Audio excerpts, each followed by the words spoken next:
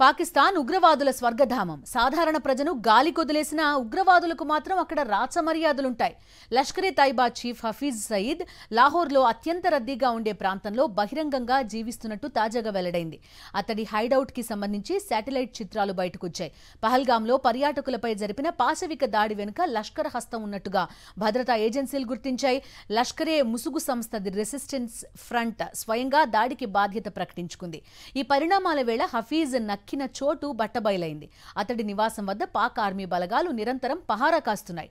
ఇంటి ముందు ఒక ప్రైవేట్ పార్క్, పక్కనే మస్జిద్, మదర్సా కూడా ఉన్నట్టు సమాచారం. భవనం కింద ఒక బంకర్ కూడా ఉందని నేషనల్ మీడియా కథనాలు పేర్కొంటున్నాయి.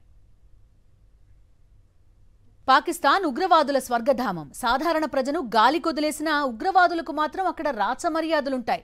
లష్కరే తైబా చీఫ్ హఫీజ్ సయీద్ లాహోర్లో అత్యంత రద్దీగా ఉండే ప్రాంతంలో బహిరంగంగా జీవిస్తున్నట్టు తాజాగా వెల్లడైంది. అతడి హైడౌట్ కి సంబంధించి శాటిలైట్ చిత్రాలు బయటకొచ్చాయి.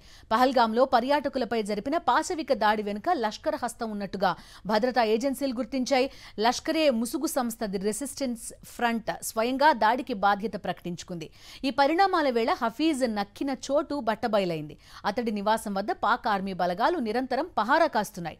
ఇంటి ముందు ఒక ప్రైవేట్ పార్క్, పక్కనే మస్జిద్, మదర్సా కూడా ఉన్నట్టు సమాచారం. భవనం కింద ఒక బంకర్ కూడా ఉందని నేషనల్ మీడియా కథనాలు పేర్కొంటున్నాయి.